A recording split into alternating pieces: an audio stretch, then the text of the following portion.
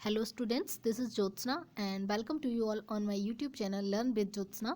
तो स्वागत है आप सभी का एक बार फिर से मेरे यूट्यूब चैनल पर, जिसमें आज की क्लास में हम सीडीपी को डिस्कस करने वाले हैं, जिसमें हम लोग 10 to 15 क्वेश्चंस कुछ डिस्कस करेंगे, जो कि टीचिंग एग्ज़ाम्स में तो सभी में आपको हेल्प करेंगे, बट स्पेशली यूपी टेट में आपको ज़्यादा हेल्प करेंगे ये क्वेश्चंस। तो आइए स्टार्ट करते हैं, इन क्वेश्चंस को डिस्कस करते हैं, कुछ बेहतर करने की कोशिश करते हैं।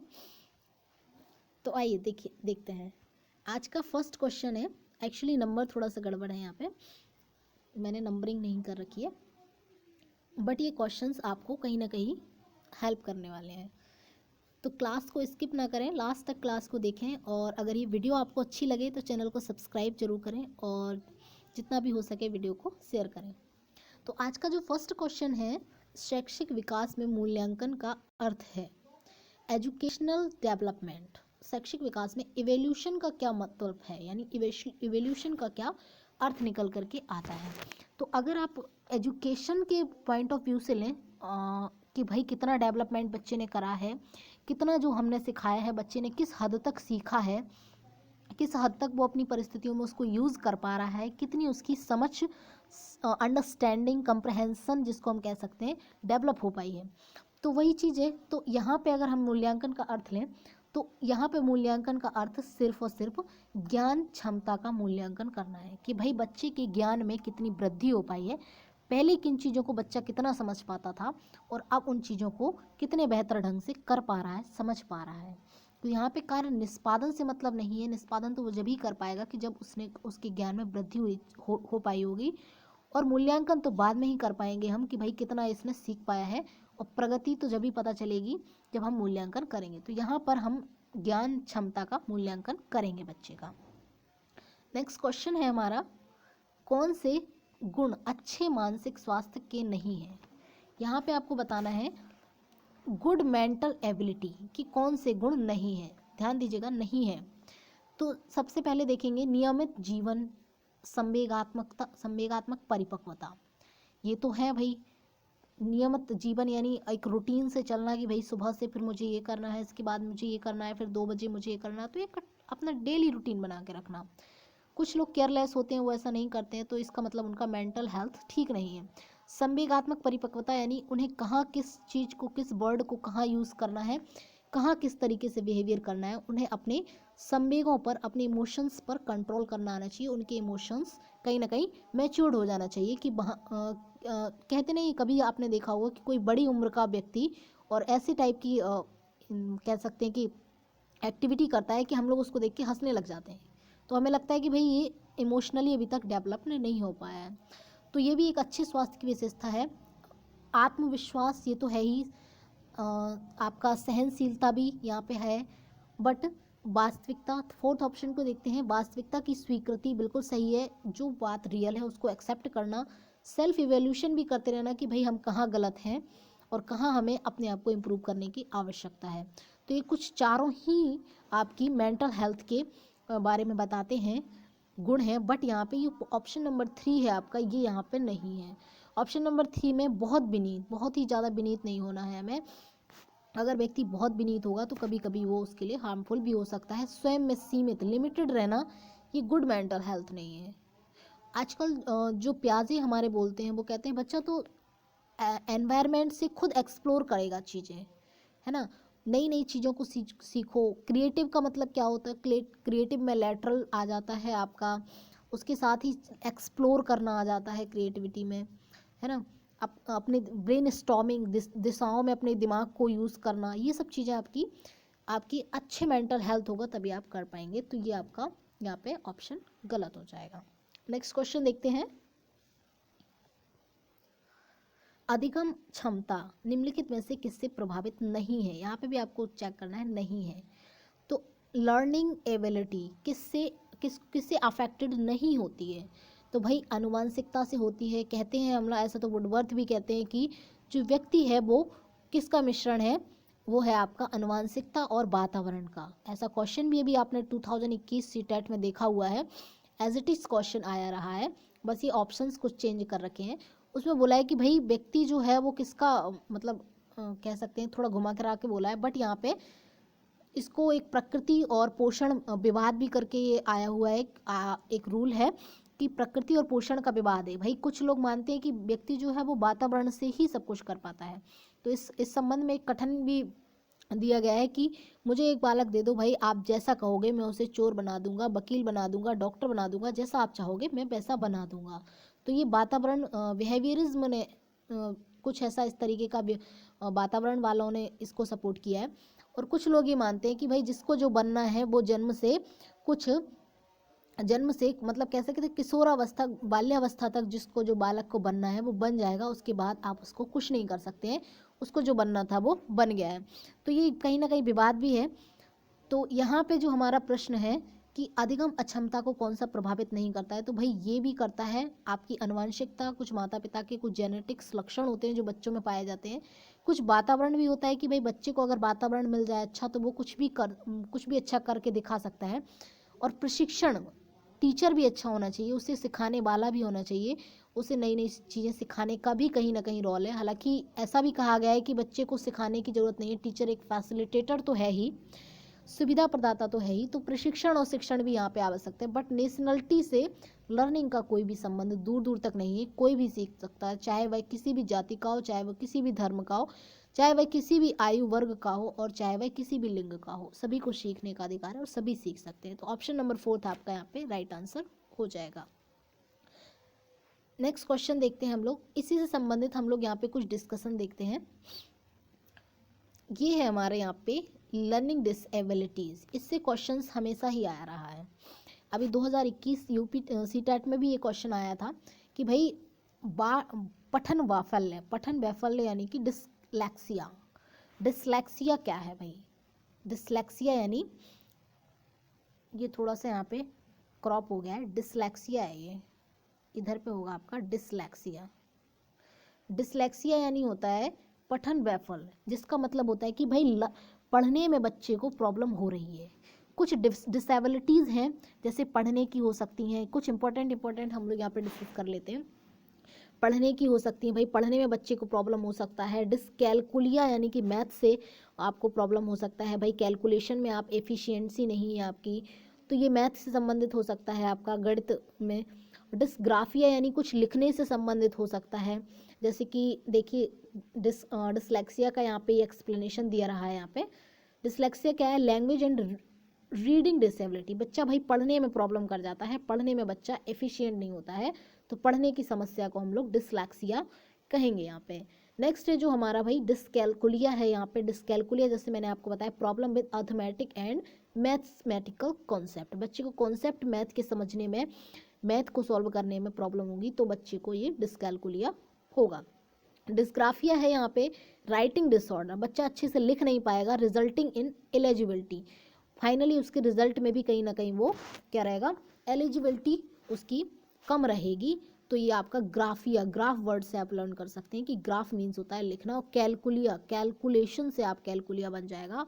और डिसलेक्सिया तो एक मोस्ट इंपॉर्टेंट वर्ड है जो सभी टीचिंग एग्जाम्स के लिए एक फेवरेट वर्ड बन के रह गया है। ये क्वेश्चंस तो हमेशा ही रिपीट होता रहा है। इवन मैंने आपको भी बताया कि 2021 का सीटेट में भी ये क्वेश्चन आया था। डिसग्राफिया बताइए क्या होता है? तो भाई ये आपका रीडिंग डिसेबिलिटी है, भाई पढ़ने में बच्चे को समस्या होगी यहाँ पे। अब देखते हैं नेक्स्ट आपका डिस्प्रैक्सिया। डिस्प्रैक्सिया क्या होता है? तो ये सेंसरी इंटीग्रेशन डिसऑर्डर, भाई सेंस ऑर्गन में आपस में एकीकरण नहीं है, इंटीग्रेशन नहीं है, आपस में सेंस ऑर्गन एक साथ काम नहीं कर रहे हैं, तो बच्चे को डिस्प्रैक्सिया हो सकता है। इसमें क्या होगा? प्रॉब्लम विद मोटर कोऑर्डिनेशन, जैसे मान लीजिए हमारी फाइन मोटर स्किल्स हैं, जैसे हम लिखते हैं छोटे छोटे हाथों की, कई बार बच्चा टेढ़ा चलता है, हाथ टेढ़ा तिरछा लिखता है कई बार बच्चा, तो इस तरीके की प्रॉब्लम्स आ सकती हैं। तो ये आपका फाइन मोटर कोऑर्डिनेशंस में प्रॉब्लम आ जाएगी, भाई इस जो बच्चे की मोटर्स है जो सेंसरी इंटीग्रेशन में आ जाएगा प्रॉब्लम, तो ये डिस्प्रैक्सिया हो जाएगा। तो यहाँ पे भी लिखने से संबंधित ही हो सकता है यहाँ पे। अब ये कुछ डिसऑर्डर और दिए हुए हैं, difficulty processing and remembering language related task, ये कुछ डिसऑर्डर हैं। डिफिशियंसी प्रोसेसिंग, भाई डिफ़िकल्टी प्रोसेसिंग है, कोई मैसेज को प्रोसेस करने में, लर्न करने में, लैंग्वेज रिलेटेड कोई प्रॉब्लम है, टास्क है उसको समझने में, उसको वैसा का वैसा मैसेज हम लोगों को डिलीवर्ट करने में, इस तरह की प्रॉब्लम आ सकती है ना। नेक्स्ट है हमारा नॉन वर्बल। यहाँ पे देखते हैं कुछ लर्निंग डिसऑर्डर है, जैसे trouble with in non verbal cues, example body language, poor coordination. Poor coordination means होता है कि भाई जो बोल रहे हो आप, कहीं ना कहीं जो कर रहे हो, जो आप मतलब जो आपकी लैंग्वेज है उसमें कहीं ना कहीं कोऑर्डिनेशन ना बन पाना, है ना। और बॉडी लैंग्वेज ठीक ना हो पाना, कभी कभी बॉडी लैंग्वेज भी बहुत इफेक्टिव होती है, कहीं ना कहीं हम वर्ड्स यूज़ नहीं कर पाते, तो वहाँ पे हम बॉडी लैंग्वेज से ही बहुत सी अपने मैसेजेस को डिलीवर कर पाते हैं, तो ये यहाँ पे प्रॉब्लम आ जाती है, नॉन वर्बल में आ जाती है। फिर विजुअल्स में कुछ हो जाता है कि भाई विजुअल मोटर्स में आ जाता, जैसे रिवर्स लेटर। कुछ बच्चे क्या करते हैं भाई, 100 को बॉज लिखते हैं, ये भी क्वेश्चन कई बार आया है कि 100 को अगर बॉज लिख रहा है तो भाई बताइए क्या समस्या है बच्चे को। तो ये आपकी उसकी ये प्रॉब्लम है, एक आपकी लर्निंग डिसेबिलिटी ही है, ये मैथमेटिकल्स मतलब लिखने में बच्चे को प्रॉब्लम हो रही है ना।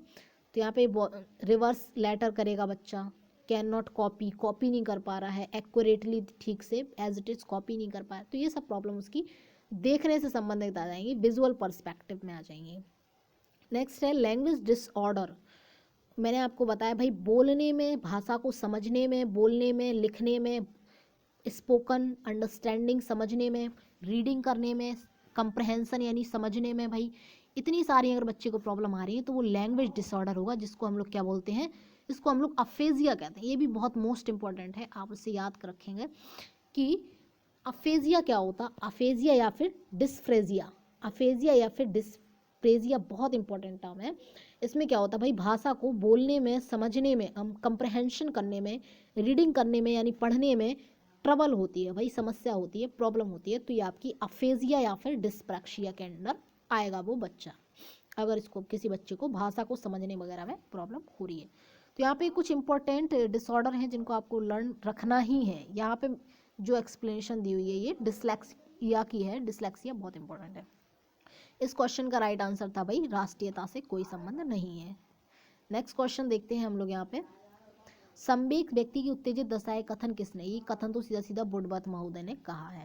नेक्स्ट क्वेश्चन देखते हैं, किस अधिगम मनोवैज्ञानिक ने बाल अधिगम विकास में पुरस्कार को महत्व नहीं दिया। भाई पुरस्कार की बात तो हम कहते हैं व्यवहारवादी करते हैं, बिहेवियरिज्म में करते हैं, थॉर्नडाइक भी है भाई, वो उन्होंने भी अपना जो कुत्ते बिल्ली पे जो उन्होंने अपना परीक्षण किया है, तो वहाँ भी पुरस्कार की बात करते हैं। पुरस्कार का मतलब कि भाई रीइंफोर्समेंट्स की बात करते हैं, रीइंफोर्समेंट की बात करते हैं। पेवलाव ने भाई अपना कुत्ते पे आविष्कार जो कह सकते हैं कि अपने प्रयोग किए हैं, तो इन्होंने स्किनर ने कुछ चूहे पे किए हैं, तो ये सब व्यवहारवादी हैं। मैंने ये डिस्कशन कर रखा है एक स्पेशल क्लास में, आप उस क्लास को देख सकते हैं अगर आपको ये कॉन्सेप्ट नहीं क्लियर तो। गुथरी का संबंध यहाँ पे व्यवहारवाद से नहीं है। व्यवहारवादी मोस्टली भाई किसकी बात, पुरस्कार और दंड की बात करते हैं और कंडीशंस की बात करते हैं, है ना। नेक्स्ट क्वेश्चन है हमारा, निम्नलिखित में से किस एक से शिशु के अधिगम का सहायता नहीं मिलती, अधिगम को सहायता नहीं मिलती, लर्निंग में सहायता नहीं मिलती। तो मोटिवेशन, कहीं ना कहीं मोटिवेशन आपका दो टाइप का हो जाएगा भाई, एक तो आपका बाह्य मोटिवेशन हो जाएगा, एक आंतरिक मोटिवेशन। मैं कई बार बता चुकी हूँ, बाह्य यानी कि जो भाई पुरस्कार दिया जाएगा कि भाई आपको 10 रुपये मिलेंगे, आपको गिफ्ट मिलेगी, एक बिस्किट का पैकेट मिलेगा अगर आप इतना होमवर्क कर लोगे, तो ये बाह्य है, लेकिन ये कुछ समय के लिए रहेगा, ये अच्छा नहीं माना जाता है। एक अंदर से मोटिवेशन होता है, अंदर से क्या मोटिवेशन होता है कि भाई बच्चा अंदर से मोटिवेट रहेगा तो वो चीज़ों को अच्छी तरीके से करेगा, बेहतर तरीके से करेगा, उसे मतलब किसी चीज़ को चाह होगी या उसे आवश्यकता होगी तो वो अच्छे से करेगा। तो मोटिवेशन भी है भाई, अनुकरण इमिटेशन भी कहीं ना कहीं है, पुरस्कार से भी भले ही थोड़े समय के लिए होगा तो कुछ ना कुछ तो इम्प्रूवमेंट होगा लर्निंग में, बट स्कूल का बस्ता से यहाँ पे कोई संबंध नहीं है। ऐसा तो एनसीएफ भी कहता है कि लर्निंग विदाउट बर्डन की बात करता है एनसीएफ, कि भाई बच्चे को सिखाइए, बच्चे को प्रकृति के साथ सिखाइए, बच्चे को आसपास के वातावरण से सिखाइए, बच्चे को समाज से सिखाइए, बच्चे को आपसी अन्योन्य क्रिया से सिखाइए, कोलैबोरेशन सिखाइए, बट बच्चे को रटाइए मत, बच्चे के स्कूल का बैग का वजन मत बढ़ाइए, उसको चीज़ें एक्सप्लोर करने का आसपास के वातावरण से मौका दीजिए। तो यहाँ पे ऑप्शन नंबर 3 राइट आंसर हो जाएगा। नेक्स्ट क्वेश्चन हम लोग देखते हैं, स्वकेंद्रित अवस्था होती है, भाई सेल्फ सेंटर्डनेस की यहाँ पे बात हो रही है। आपको बताना है अकॉर्डिंग टू द पियाजे कि सेल्फ सेंटर्डनेस कौन सी एज स्टेज में आ जाता है। तो मैंने आपको कई बार ये बात डिस्कस कर रखी है कि पियाजे ने कुछ 4 स्टेजेस बताई हैं कॉग्निटिव डेवलपमेंट की, संज्ञानात्मक विकास की कुछ 4 स्टेजेस बताई हैं। पहली आपकी सेंसरी मोटर SPCF से मैंने आपको लर्न भी करा रखा है। पहला है आपका सेंसरी मोटर, दूसरा है प्री ऑपरेशनल, तीसरा है कॉन्क्रीट ऑपरेशनल, चौथा है आपका फॉर्मल ऑपरेशनल। तो आपका जो सेंसरी ऑपरेशनल 0 से 2 साल है, इसमें क्या हो जाता है भाई, कोऑर्डिनेशन ऑफ सेंस की कोऑर्डिनेशन यानी आपसी कोऑर्डिनेशन, सामंजस्य बना के, सेंस ऑर्गन के सामंजस्य बना के बच्चा चीज़ों को सीखता है, कह सकते हैं अपने वर्ल्ड का, अपने जिस दुनिया में रह रहा है अपनी दुनिया का निर्माण करता है। कैसे? सेंस ऑर्गन से। सेंसरी से नाम आप याद कर सकते हैं, sensory curiosity about the world, भाई अपने वर्ल्ड, अपने संसार के, उसका जो छोटा सा संसार है जो अपनी सेंस ऑर्गन से वो एक्सप्लोर कर पा रहा है, तो उसके प्रति वो क्या कर पाता है, क्यूरियस रहता है। क्यूरियस यानी जिज्ञासु रहता है। Language used for demand and cataloguing, language का भी भाई यहाँ पे यूज़ होता है, आवश्यकता होती है, लैंग्वेज की डिमांड होती है, ठीक है, चीज़ों की लिस्ट बनाने में उसे, है ना। कुछ 2 साल तक की एज की बात हो रही है। ऑब्जेक्ट परमानेंस, आप ये जान लीजिए, ऑब्जेक्ट परमानेंस आपका डेवलप हो जाएगा कब, सेंसरी मोटर में, यानी 0 से 2 बार में। कई बार ये पूछा गया ऑब्जेक्ट परमानेंस कब आ जाता है, तो आपका 0 से 2 वर्ष में आ जाता है ऑब्जेक्ट परमानेंस। ये क्वेश्चन भी रिपीटेड है। नेक्स्ट है हमारी जो प्री ऑपरेशनल स्टेज है, वो कुछ 2 से 7 वर्ष है अकॉर्डिंग टू द पियाजे। उसमें क्या हो जाता है भाई, सिम्बॉलिक थिंकिंग। अब यहाँ पे बच्चा क्या कर रहा था, उसने कुछ चीज़ों को देखा था, वो आसपास की चीज़ों को अपनी सेंस ऑर्गन से समझ पा रहा था, बट यहाँ पे उसने कुछ सिंबल्स का निर्माण कर रखा है। यूज़ ऑफ प्रॉपर सिंटैक्स, कुछ उसने सिंटैक्स बना रखे हैं, 2 साल की उम्र से उसने सिंटैक्स बनाना चालू कर दिया कि भाई ये ऐसा, अभी तक हम रोते थे इसको पानी बोलते हैं, इसको ये जिस चीज़ के लिए हम रोते थे वो दूध है। इस तरीके के उसने अपने कॉन्सेप्ट्स बना रखे हैं, अपनी खुद की उसने ग्रामर बना रखी है ना, खुद की ग्रामर बना रखी है, खुद के कॉन्सेप्ट बना रखे हैं। इमेजिनेशन करना लग जाएगा बच्चा, और but complex abstract thought still difficult, but अभी भी 2 से 7 में उसके पास कौन सा एब्स्ट्रैक्ट थिंकिंग नहीं आएगी, ये बात आपको याद रखना है। एब्स्ट्रैक्ट नहीं आएगी उसके पास, कौन सी रहेगी भाई, कॉन्क्रीट चीज़ों को सीख पाएगा, याद कर पाएगा, जो उसने देखी है पहले से।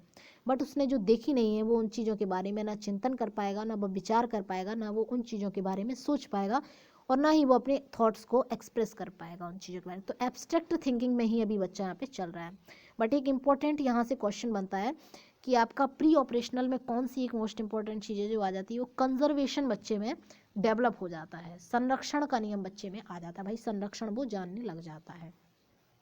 तो एक बात हुई।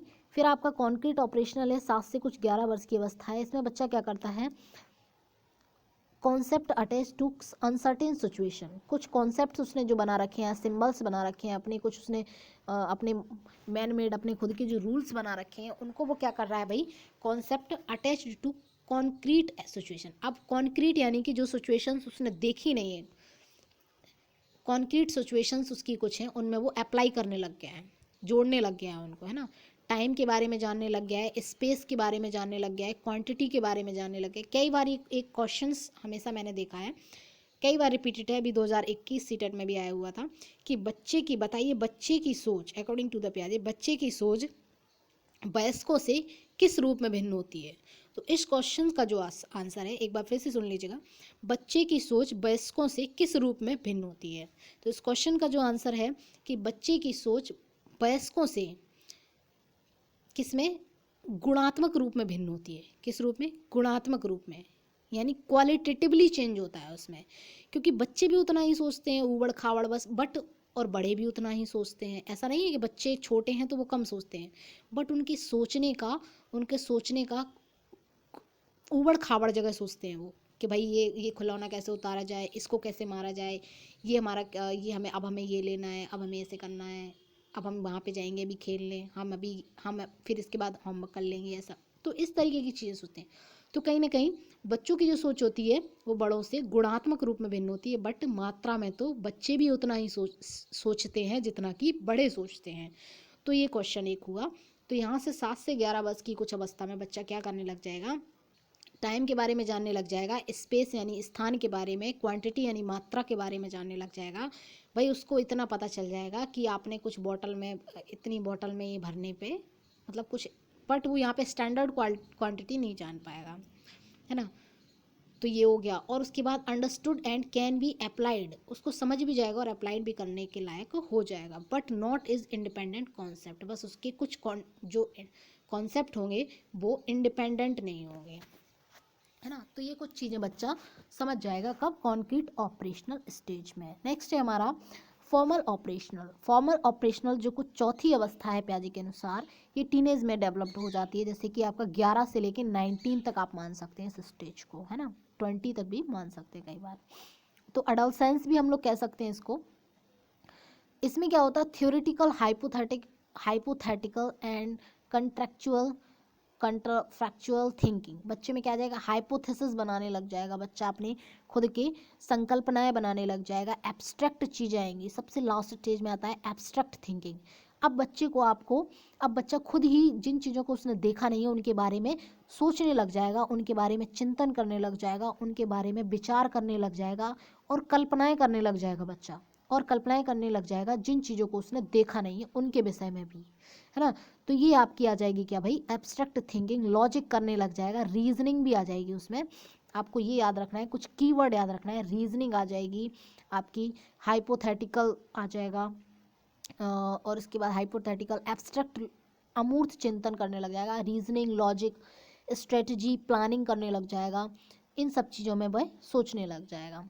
फिर नेक्स्ट चीज़ क्या आ जाएगी इसमें, concept learning in one concept can be applied to another, और ये भी बात वो जान जाएगा कि भाई हमने एक चीज़ को, एक रूल को हमने लर्न किया है, इस रूल का प्रयोग हम किस किस जगह कर सकते हैं, है ना, इस रूल से हम क्या क्या कर सकते हैं। Concept learn in one contract, एक कॉन्ट्रैक्ट में लर्न किया हुआ concept can be applied to another, उसका यूज़ हम दूसरी जगह भी कर पाएंगे। तो ये सब चीज़ें उसमें डेवलप्ड हो जाएंगी।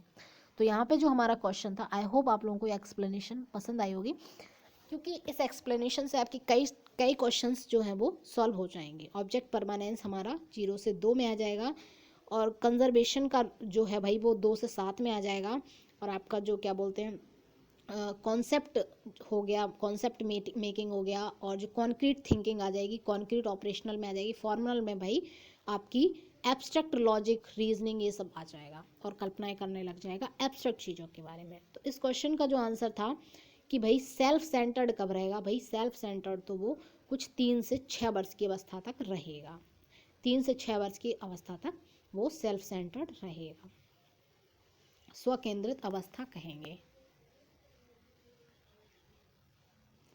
नेक्स्ट क्वेश्चन है जी, आगे बढ़ते हैं हम लोग। थोड़ा सा लॉन्ग एक्सप्लेनेशन हो गया, but it will help you definitely in your exams.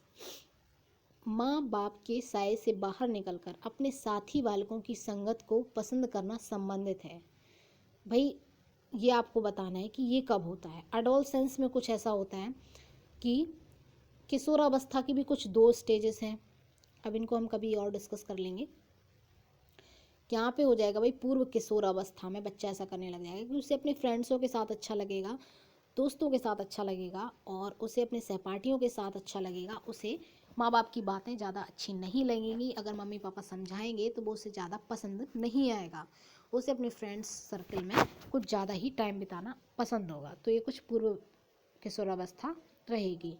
12-13 से आपकी ये टीनेज कुछ स्टार्ट हो जाती है। अब यहाँ पे हम लोग देखते हैं, सीखने का प्राथमिक मूलभूत नियम बताइए। तो सीखने के कुछ 3 रूल्स हैं जो मैंने कई बार आप लोगों से डिस्कस कर रखे हैं। थॉर्नडाइक महोदय हैं जो एक व्यवहारवादी स्कूल्स ऑफ साइकोलॉजी से रिलेटेड है। इन्होंने कुछ 3 नियम दिए हुए हैं आपके, कौन से, प्राथमिक कुछ 3 नियम दिए हुए हैं, कुछ गौण 5 नियम दिए हुए हैं। तो प्राइमरी जो इनके 3 नियम है वो law of readiness, law of exercise, law of effect.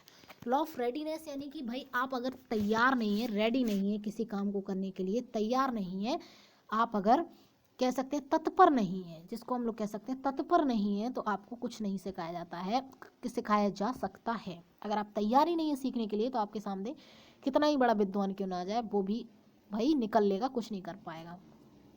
दूसरा है लॉ ऑफ एक्सरसाइज, भाई अभ्यास। अगर आप अभ्यास नहीं कर रहे हैं तो आप कितना भी सीख लीजिए वो आपके दिमाग से कभी ना कभी निकल जाएगा। तो अभ्यास और रेडीनेस लॉ ऑफ इफेक्ट, भाई आपको इफेक्ट नहीं पड़ेगा। आज आप मेरी क्लास में पढ़ने के लिए आए हैं और आप अगर कुछ सीख कर नहीं जाएंगे, आपको अगर कुछ अचीव नहीं होगा, कुछ हमारे पढ़ाने का प्रभाव नहीं पड़ेगा, तो आप दोबारा नेक्स्ट टाइम इस क्लास में नहीं आएंगे।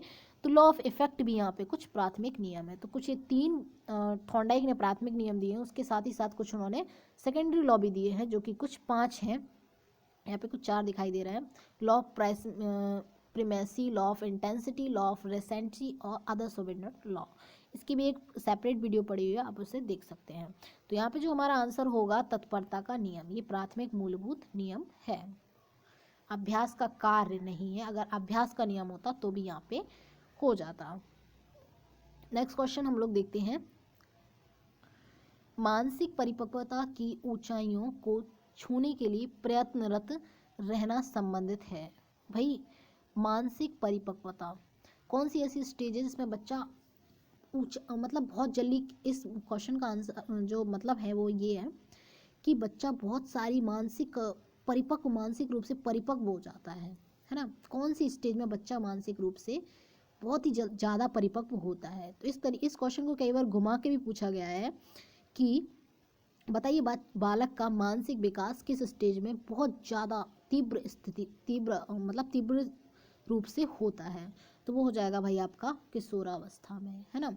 और इसी के विपरीत एक क्वेश्चन पूछा जाता है कि भाई बताइए बालक का बौद्धिक विकास किस स्टेज में होता है। तो वो आपका बाल्यावस्था में हो जाएगा। बट यहाँ पे जो क्वेश्चन है वो मानसिक परिपक्वता यानी मानसिक विकास, मानसिक रूप से मैच्योर्ड की ऊंचाइयों को छूने के लिए प्रयत्नरत रहना संबंधित है। भाई किस अवस्था में मानसिक विकास तीव्र होगा, तो वो किशोर अवस्था में हो जाएगा। वाणी दोष, यहाँ पे भी कुछ आपको पूछा गया है कि भाई स्पीकिंग प्रॉब्लम बताइए इनमें से कौन सी है। आपको बताने हैं कि कौन सी स्पीकिंग प्रॉब्लम इनमें से है। ध्वनि परिवर्तन, अस्पष्ट उच्चारण नहीं है, बताना है। ध्वनि परिवर्तन, अस्पष्ट उच्चारण, भाई ये तो है ना। अगर वो बच्चा ढंग से प्रोनाउंसिएशन नहीं है, उसकी अच्छी प्रोनाउंसिएशन नहीं है, वो प्रोनाउंसिएट नहीं कर पा रहा है और कभी तेज बोल रहा है कभी स्लो बोल रहा है, तो वो तो कहीं ना कहीं प्रॉब्लम है। धीमी या तेज गति से बोलना ये कोई प्रॉब्लम नहीं है। धीमी गति से भी बोल सकता है बच्चा और तेज गति से भी बोल सकता है। बट हकलाना और तुतलाना, इससे बच्चे की चीज़ों को हम समझ नहीं पाएंगे। और तीव्र अस्पष्ट वाणी, बट तेज तो बोल रहा है लेकिन क्लियरिटी नहीं है, चिल्ला रहा है खाली, उसकी बातों को, उसका जो मैसेज है वो डिलीवर्ड नहीं हो पा रहा है। तो यहाँ पे आपका आंसर हो जाएगा ऑप्शन नंबर 2। इसका एक्सप्लेनेशन भी आप देख सकते हैं। तीव्र गति से बोलना और स्लो बोलना ये कोई प्रॉब्लम नहीं है, ये कोई स्पीकिंग डिसेबिलिटी नहीं है। बच्चा जब चाहे धीरे बोल सकता है, सिचुएशन के अकॉर्डिंग वो तेज भी बोल सकता है ना। तो वो कोई प्रॉब्लम नहीं है। नेक्स्ट क्वेश्चन देखते हैं हम लोग, बाल मनोविज्ञान का केंद्र है। बताइए किस जो आपकी चाइल्ड साइकोलॉजी है वो किसको ध्यान में रखकर सारी क्रियाएं करती है। तो वो बालक वहाँ पे चाइल्ड सेंटर्ड एजुकेशन की बात करती है। चाइल्ड सेंटर्ड एजुकेशन यानी कि बाल केंद्रित शिक्षा, जिसमें बालक को केंद्र में रखकर बालक की आवश्यकताओं को, बालक की योग्यताओं को, बालक की रुचियों को, बालक की क्षमताओं को, बालक के दृष्टिकोण को, बालक की लर्निंग की, मतलब कि बच्चा किस तरीके सीखता है, उसकी लर्निंग की, और कह सकते हैं उसके लर्निंग के तरीके को ध्यान में रखकर कि बच्चा इस तरीके से सीखता है, इन सबको ध्यान में रखकर ही शिक्षा दी जाती है। ऐसा नहीं है कि टीचर आया, भाई टीचर ने पढ़ा दिया कुछ भी और चले गए आप आके यहाँ पे, ऐसा नहीं है। आपके हिसाब से ये भैया ये कह सकते हैं कि जो शिक्षण है वो आपके हिसाब से नहीं होना चाहिए। आपको नहीं सीखना है, बच्चे को सीखना है। तो बच्चे की आवश्यकताओं को ध्यान में रखकर आप पढ़ाइए। तो यहाँ पे जैसा कि इंक्लूसिव एजुकेशन में भी इसको प्रमोट किया गया है।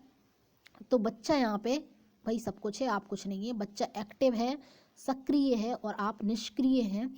आप तो एक सुविधा प्रदाता हैं। ऐसा मैं बार बार बोलती भी हूँ कि आप क्या है, एक फैसिलिटेटर हैं, इसके अलावा आप कुछ भी नहीं हैं। नेक्स्ट है जी क्वेश्चन, थोड़ा सा डिस्टर्ब हो गए। नेक्स्ट क्वेश्चन देखते हैं, बाल विकास में किस पर बल दिया जाता है। आपको बताना है कि बाल विकास में एक्चुअल में होता क्या है। तो प्रक्रिया पर बल दिया जाता है। भाई प्रक्रिया से यहाँ से कोई संबंध नहीं है। वातावरण और ये अनुभव का, इसका कोई संबंध यहाँ पे नहीं है। बट यहाँ पे जो मोस्ट अप्रोप्रिएट है, ये क्वेश्चन कई बार मैंने रिपीट होते हुए देखा है कि भाई डिफाइन करिए आप बाल विकास को, कि एक्चुअल में सीडीपी में होता क्या है। तो सीडीपी में जो होता है, चाइल्ड डेवलपमेंट एंड साइकोलॉजी में जो होता है, वो ये होता है कि बालक की गर्भावस्था, गर्भ में जब वो पैदा हो रहा है उससे लेकर, गर्भावस्था से लेकर किशोरावस्था तक का अध्ययन करना, कि भाई बालक कैसे सीखता है, बालक कैसे अपने सेंस ऑर्गन यूज़ करता है, किस स्टेजेस में बालक में कौन कौन सी विशेषताएं मतलब डेवलप होती हैं, किस स्टेज में वो क्या करता है ना, और कैसे कैसे बच्चा परिपक्व होता है, और वो कैसे कैसे अपने सेंस ऑर्गन का यूज़ करता है, और कैसे कैसे वो क्या कर सकता है ना। तो ये सब चीज़ें गर्भावस्था से लेके किशोरावस्था तक का अध्ययन जो बाल विकास में किया जाता है। नेक्स्ट क्वेश्चन हम लोग देखते हैं यहाँ पे 17th इसको हम कह सकते हैं, वैसे तो ये क्लियर नहीं है क्योंकि नंबर ठीक नहीं इसमें मेंशन है। आइए देखते हैं इस क्वेश्चन को। बाल विकास का अध्ययन क्षेत्र है, तो आपको यहाँ पे बताना है भैया बाल विकास का अध्ययन। इसी क्वेश्चन को इस तरीके से भी पूछा जाता है, बाल विकास की विभिन्न अवस्थाओं का अध्ययन। बिल्कुल सही है, जैसा मैंने अभी इस क्वेश्चन में डिस्कस किया हुआ था कि गर्भावस्था से लेके कुछ किशोरावस्था तक का अध्ययन बाल विकास में किया जाता है। फिर वातावरण का बाल विकास पर पड़ने वाला प्रभाव, बच्चे के विकास पर क्या अफेक्ट पड़ता है वातावरण का, इसको भी भाई इंक्लूड किया गया है, इसको भी देखता है।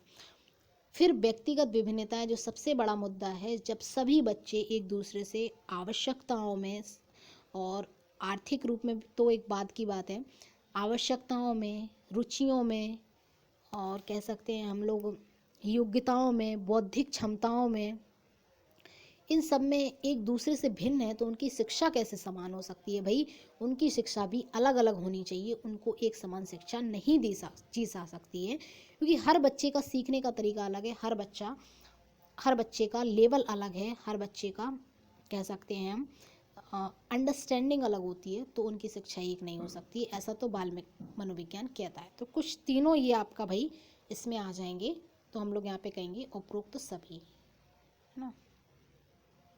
नेक्स्ट क्वेश्चन हमारा है शैशवावस्था में बच्चों के क्रियाकलाप होते हैं। शैशवावस्था मैंने आपको बताया भाई 0 से 2 साल पियाजे के अकॉर्डिंग। इसमें जो बच्चे की एक्टिविटी होंगी, जो बच्चा क्रियाकलाप करेगा, वो उनका प्रभाव किस, मतलब उन पर किसका प्रभाव रहेगा, है ना।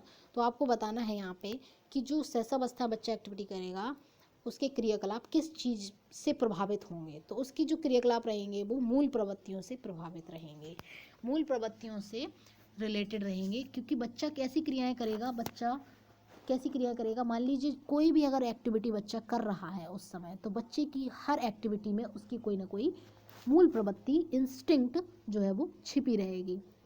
इसलिए वो कैसा व्यवहार करेगा। मूल प्रवृत्तियां तो भाई जन्मजात होती हैं, है ना। तो जो वो एक्टिविटी करेगा वो जन्मजात ही बच्चे में पाई जाएंगी, ऐसा नहीं है अभी तो उसने कुछ सीखा ही नहीं है, वो तो अभी दुनिया में आया है, तो उसकी सारी क्रियाएं कैसी रहेंगी भाई, जन्मजात रहेंगी। जैसे यदि किसी बच्चे को भूख लग रही है, तो वो रोकर अपनी आवश्यकता का प्रदर्शन करेगा, अपनी आवश्यकता का प्रदर्शन रोकर करेगा, तो ये जन्मजात है, ये उसने सीखा नहीं है, अभी उसे किसी ने सिखाया नहीं कि भाई तुम्हें भूख लगेगा तो रोने लग जाना, ऐसा नहीं है। तो ये उसकी जन्मजात आवश्यकता है, भाई उसे भूख लगी तो वो रोने लग गया, ये स्वाभाविक है, ये एक मूल प्रवृत्ति से संबंधित है। तो प्रत्येक मूल प्रवृत्ति के साथ एक ना एक संवेग भी जुड़ा होता है। अगर वो ऐसी एक्टिविटी कर रहा है, भाई रो रहा है, तो उसके साथ एक संवेग क्या जुड़ा है, भाई उसको भूख लगी है, या उसे कोई दर्द हो रहा है, उसे कोई पेन हो रहा है, किसी चीज़ की आवश्यकता है। तो वहाँ पे ऑप्शन नंबर बना आपका राइट आंसर हो जाएगा। नेक्स्ट क्वेश्चन देखते हैं हम लोग यहाँ पे।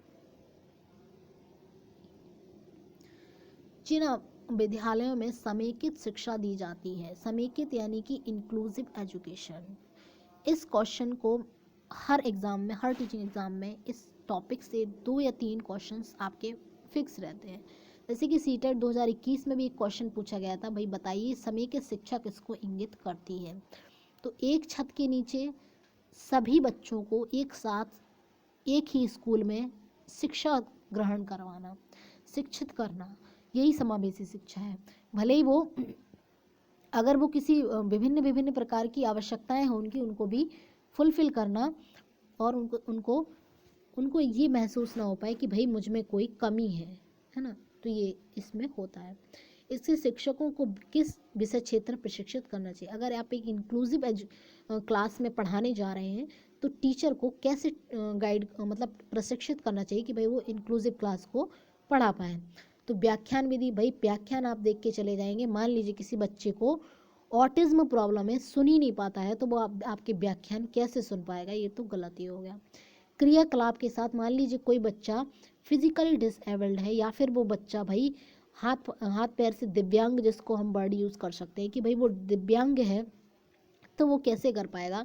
या फिर मान लीजिए कोई बच्चा विजुअली ही डिसेबल्ड है, उसको दिखता ही नहीं है, तो वो कैसे क्रियाकलाप कर पाएगा। तो ये दोनों ऑप्शन आपके गलत हो गए। यहाँ पे आपका जो ऑप्शन नंबर फर्स्ट है वो यहाँ पे सही है।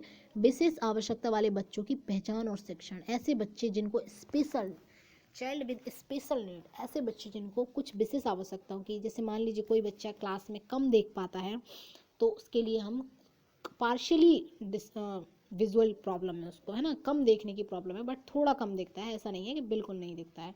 जिन बच्चों को बिल्कुल नहीं दिख सकता है हम उनको ऑडियो सीडी के थ्रू भी पढ़ा सकते हैं, उनको सुनकर, यानी उनका एक ऑर्गन खराब है दूसरा तो नहीं है भाई, वो देख नहीं सकते तो सुन तो सकते हैं ना, तो हम लोग कुछ ऑटो कैसे ऑडियो फोन्स वगैरह के यूज़ करके उनको पढ़ा सकते हैं। उनकी आवश्यकताओं को ध्यान में रख कर लेकिन हमें पढ़ाना है। कुछ बच्चे भाई सुन नहीं सकते हैं, वो देख सकते हैं, तो उनको देख कर पढ़ा सकते हैं। कुछ ब्रेल लिपि का भी यूज़ करके हम लोग कुछ पढ़ा सकते हैं, जिसमें कुछ 6 स्टेप्स दिए हुए होते हैं, बिंदु दिए होते हैं, उनको टच करके बच्चा फील करके भी पढ़ सकता है, जिसको दिखाई नहीं देता वो। तो कहीं ना कहीं आप एक ही मतलब आपका फ्लेक्सिबल होना चाहिए क्लासरूम, सबसे पहली बात है फ्लेक्सिबल होना चाहिए। ऐसा नहीं है कि आपने बोल दिया कि भाई मैं तो लेक्चर दे के चला जाऊंगा, भाई किसी को सुनाई नहीं देता तो वो आपके लेक्चर क्या सुन पाएगा, है ना। तो सभी की आवश्यकताओं को ध्यान में रख कर ही आप पढ़ाएंगे वहाँ पे, ये यहाँ पे बात निकल करके आ रही है। तो ऑप्शन नंबर 1 राइट हो जाएगा। कुछ देख लेते हैं हम लोग इंक्लूसिव एजुकेशन के बारे में। अब इंक्लूसिव एजुकेशन में जो रिसर्च, यानी जो रिसर्च से पता चला है कि इंक्लूसिव एजुकेशन में क्या होना चाहिए। Many students over the past 3 decades have found that students with disabilities have higher achievement and improved skill through inclusive education। ऐसा निकल कर के आया भाई, जो बच्चे फिजिकली डिसेबल्ड हैं, मेंटली रिटायर्ड हैं, या फिर कोई और समस्या है उनके साथ, मोटर स्किल्स की प्रॉब्लम है ना, ये सब कोई भी अगर उनमें डिसेबिलिटीज़ हैं, हियरिंग डिसेबिलिटीज़ हैं, तो इन सबको ऐसे बच्चों ने भी कुछ हायर अचीवमेंट कर पाया है। किसकी वजह से? इंक्लूसिव एजुकेशन की वजह से। उनकी भी स्किल्स कुछ डेवलप्ड हो पाई हैं, वो भी कुछ अच्छा बेहतर कर पाए हैं सामान्य बालकों की तरह, है ना। अब ऐसे में टीचर कैसा होना चाहिए इंक्लूसिव क्लास में? Teacher with more experience. बच्चे टीचर को भाई एक्सपीरियंस होना चाहिए कि हम क्लास में, नॉर्मल बच्चे को तो हर कोई पढ़ा लेगा, बट वहाँ पे विभिन्न क्षमताओं वाले बच्चे बैठे हैं, सभी की अलग अलग आवश्यकताएं हैं, सभी की अलग अलग रुचियाँ भी हैं, सभी की अलग अलग सीखने का तरीका है। ऐसा नहीं है कि आपने एक घिसा पेटा तरीका ले लिया, उसी से सबको आपने एक डंडे से सबको हाँक दिया, ऐसा नहीं है। हर बच्चे का सीखने का भी तरीका अलग होता है। तो टीचर को क्या होना है यहाँ पे? एक्सपीरियंस होना चाहिए, होना होगा, अगर वो कैसी क्लास में, इंक्लूसिव क्लास में जा रहा है तो। And in the case of teacher more training, teacher more trend होना चाहिए, बहुत ज़्यादा ट्रेंड टीचर होना चाहिए। ऐसा नहीं है कि टीचर कैसा है भाई, टीचर ने टीचिंग कोर्स तो कर रखा है और वो पढ़ा सकता है, वो इंक्लूसिव क्लास को भी हैंडल कर लेगा। कुछ स्पेशल ऐसा टीचर होना चाहिए कि जिसके पास अच्छी ट्रेनिंग हो कि भाई बच्चों से साथ हमें कह सकते हैं दुष्ट प्रवृत्ति का व्यवहार तो करना ही नहीं कदई, चाहे वो बच्चे कितना ही तंग क्यों ना करें। फिर थर्ड चीज़ निकल करके आ रही है, एक तो आया आपका एक्सपीरियंस होना चाहिए, दूसरा ट्रेंड होना चाहिए, बहुत ज़्यादा ट्रेंड होना चाहिए, और तीसरी चीज़ निकल के आना चाहिए भाई पॉजिटिव एटीट्यूड होना चाहिए। ऐसा नहीं है कि कोई अब कई बार इस तरीके से क्वेश्चन भी पूछ लिया जाता है कि आप एक समावेशी कक्षा में जा रहे हैं, एक बच्चा भाई, किसी बच्चे को सुनाई नहीं देता है वहाँ पे, है ना, तो आप उस बच्चे की आवश्यकताओं को ध्यान में रखेंगे, ऑप्शन आपके पास रहेगा, या फिर आप उस बच्चे को इग्नोर कर देंगे, या फिर आप उस बच्चे के माता पिता को कंप्लेन करेंगे, या फिर आप उसे किसी दूसरे स्कूल में जाने के लिए कहेंगे। तो यहाँ पर से ये बात निकल के आ रही है कि भाई अगर वो बच्चे की आवश्यकता है कि भाई उसको सुनने में प्रॉब्लम है, तो आप उसको विजुअली चीज़ें के थ्रू पढ़ाइए, ताकि देख तो पाता है ना, विजुअली चीज़ों के थ्रू पढ़ाइए। आप किसी को निकाल नहीं सकते, आप किसी को हटा नहीं सकते हैं, आपको सिस्टम के अकॉर्डिंग खुद को चेंज करना पड़ेगा। यहाँ पर बात निकल के ये आ रही कि टीचर को सिस्टम के अकॉर्डिंग, टीचर को बच्चे की आवश्यकता के अकॉर्डिंग खुद को चेंज करना होगा। तो टीचर को पॉजिटिव एटीट्यूड रखना है, ऐसा नहीं कि भाई तुम नहीं पढ़ सकते हो, जाओ, तुम्हारे बस की बात नहीं है, तुम नहीं कर पाओगे। आप किसी बच्चे को स्पेशल फील नहीं करवा सकते हैं। कहने का मतलब ये है, आप किसी बच्चे को स्पेशल अगर फील करवा रहे हैं तो उसकी फीलिंग्स को हर्ट कर रहे हैं। आप बोल रहे हैं कि भाई आप नहीं कर पाओगे, तुम्हारे बस की बात नहीं है, उसे छोड़ दोगे दूसरे बच्चों को पढ़ाने, ऐसा नहीं है। तो कुछ स्पेशल टीचर ऐसा होना चाहिए भाई, जो बच्चे की आवश्यकताओं को, बच्चे को केंद्र में रख के, और भाई थोड़ी सहानुभूति भी हो, है ना, ये सब चीज़ें होनी चाहिए। अब यहाँ पे कुछ स्ट्रेटजीज़ हैं जो आपके लिए इंक्लूसिव एजुकेशन के लिए इम्पॉर्टेंट है। Use of variety of instrumental format, बहुत सारी वेराइटी के इंस्ट्रूमेंटल फॉर्मेट आप यूज़ कर सकते हैं, जैसे मैंने आपको भी पहले ही बताया। Ensure assist to academic curriculum content, ensure कर सकते हैं, असिस्ट यानी करिकुलम कंटेंट को आप थोड़ा सा उनके अकॉर्डिंग फ्लेक्सिबल भी कर सकते हैं, बढ़ा भी सकते हैं। ऐसा नहीं है कि भाई तुम्हारे बस की बात नहीं है, तुम तो रहने दो, पढ़ लिख के करोगे क्या तुम, वैसे ही तुम में कमी है, ऐसा नहीं। उन्हें भी साथ में लेके चलना है, जो सारे बच्चे क्लास के सीख रहे हैं उन्हें भी सिखाना है। उनका कंटेंट है, जो करिकुलम है, पाठ्यक्रम है, उसको भी आगे बढ़ाना है। ऐसा नहीं है कि उन्हें आप खेलकूद वाली एक्टिविटी कराते रहो और कुछ पढ़ाओ ना। Apply universal design for learning, आपको कुछ यूनिवर्सल डिज़ाइन यूज़ करना पड़ जाएगा यहाँ पे लर्निंग के लिए। जैसे कि एक ही स्ट्रेटजी से आप नहीं पढ़ाएंगे, एक ही मेथड से आप नहीं पढ़ाएंगे, एक ही आपकी कह सकते हैं जो एक ही प्रकार की आप नीति का यूज़ नहीं करेंगे। टीचिंग लर्निंग मटेरियल उनकी आवश्यकताओं के अनुसार चेंज करते रहेंगे। कुछ 5 चीज़ें यहाँ पे दी गई हैं, इनको भी देख लेते हैं।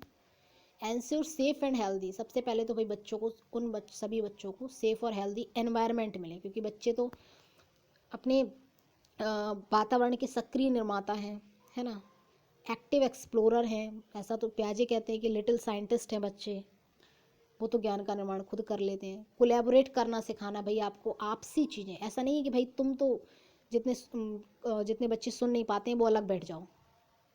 तो उन्हें कुछ स्पेस, बच्चों को लगेगा कि भाई ये हमारे साथ बुरा व्यवहार कर रही हैं, उन्हें फील आएगा। उन्हें क्या फील आएगा, उन्हें ये फील आएगा कि भाई ये हमारे साथ, हम सुन नहीं पाते हैं, हम में ये कमी है, उन्हें ऐसी फील आएगा।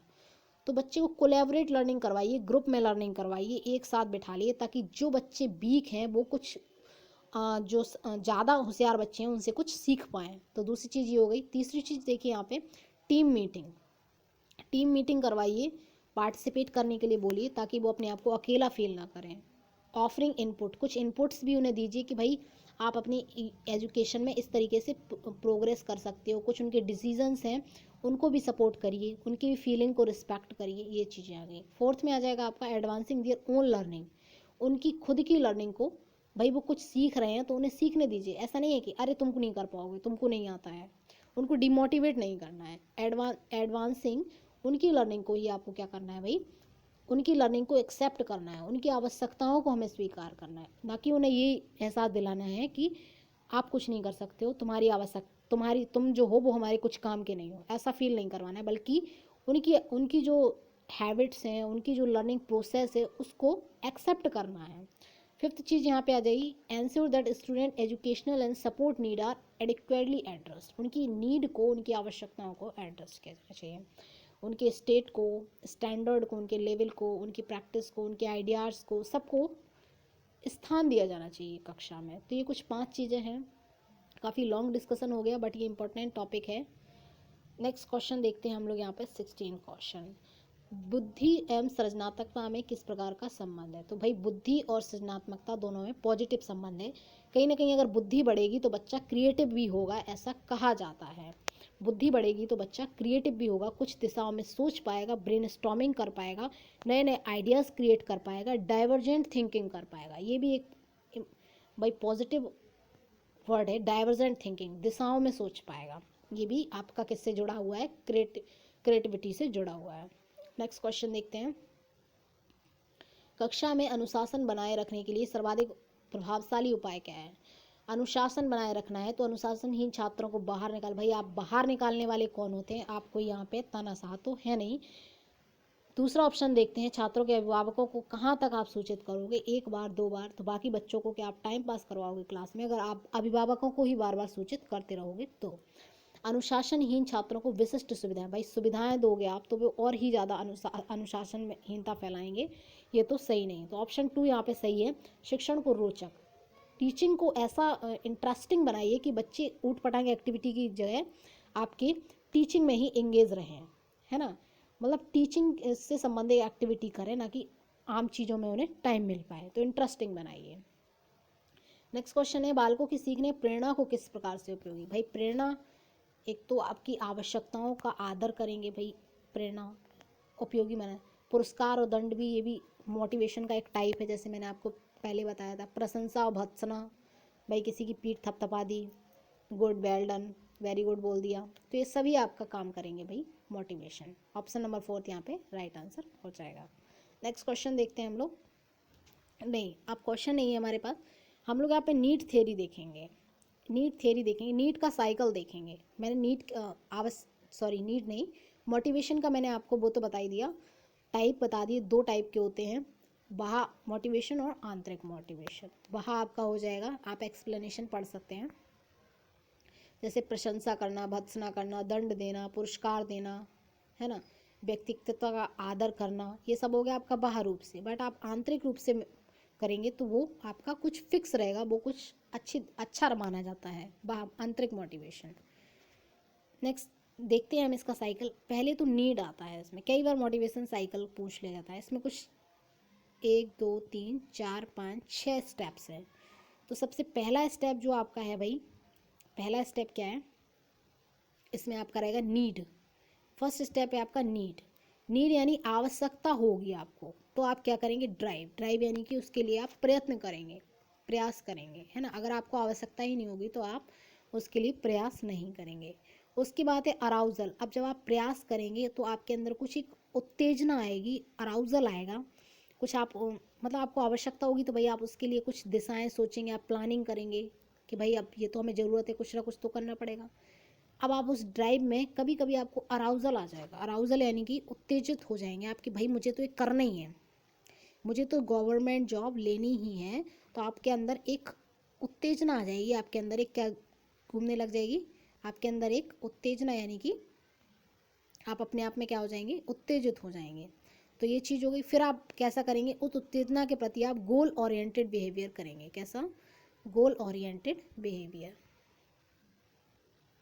गोल ओरिएंटेड बिहेवियर का मतलब है, गोल ओरिएंटेड बिहेवियर का मतलब है यहाँ पे लक्ष्य उन्मुख व्यवहार। ऐसा व्यवहार जो आपको आपके लक्ष्य की ओर ले जाए, वैसी एक्टिविटी करने लग जाएंगे आप। भाई पहले तो आपको आवश्यकता थी, इसलिए आपने उसके लिए कुछ प्लानिंग की, आपने कुछ करने की सोची, फिर आपके अंदर एकदम से आग जली, अराउजल हुआ। फिर अराउजल के साथ आपने क्या किया, अराउजल के साथ आप उस तरीके का बिहेवियर करने लगे जैसे आपको गवर्नमेंट जॉब चाहिए। भाई आप तो अब पढ़ाई में डट गए, ये 10 घंटे पढ़ना है मुझे, तो आप ऐसी एक्टिविटी करने लगे। फिर उसके साथ ही साथ अचीवमेंट, आपको वो क्या हो गई, अचीव हो गई, अचीवमेंट हुआ। फिर आपने रिडक्शन ऑफ अराउजल, फिर आपका भाई रिड्यूस होने लगेगा, कम होने लगेगा अराउजल। जैसे ही आपने गवर्नमेंट जॉब ले ली, फिर आपका मोटिवेशन साइकिल में फिर आपका 5th स्टेप पे अचीवमेंट हो गया, आप एकदम डट के रह गए, आपने उस चीज़ को अचीव कर लिया। फिर आपको अचीवमेंट होने के बाद आपका अराउजल कम होने लग जाएगा। फिर आपको फिर दोबारा से कोई आवश्यकता होगी किसी चीज़ की, तो आप फिर नीड आएंगे आपकी। फिर आप नीड के साथ फिर आपके अंदर ड्राइव होगी, फिर आपके अंदर भाई एक उत्तेजना आएगी, फिर आप उत्तेजित होकर उसी के जैसा बिहेव करने लगेंगे, उसी से संबंधित चीज़ें, क्रियाएं, एक्टिविटीज़ आपकी जो होंगी वो उस आवश्यकता को केंद्र में रखकर ही सारी एक्टिविटीज़ होंगी। तो आप गोल ओरिएंटेड बिहेवियर करने लगेंगे, फिर आप उस चीज़ को प्राप्त कर लेंगे, फिर आपका अराउजल कम हो जाएगा, रिडक्शन ऑफ अराउजल हो जाएगा। फिर आपको इसी तरीके से चलता रहता है। कुछ 6 यहाँ पे स्टेप हैं, आपसे कई बार ये पूछा जा सकता है कि मोटिवेशन साइकिल के कितने स्टेप हैं। तो कुछ यहाँ पे need, drive, arousal, goal oriented behaviour, achievement, reduction of the arousal, कुछ 6 स्टेप्स हैं। तो यही था आज की क्लास में। आपको ये क्लास अगर पसंद आई है तो आप क्लास को लाइक करें और प्लीज़ शेयर भी करें। तो मिलते हैं फिर नेक्स्ट वीडियो में। थैंक्स।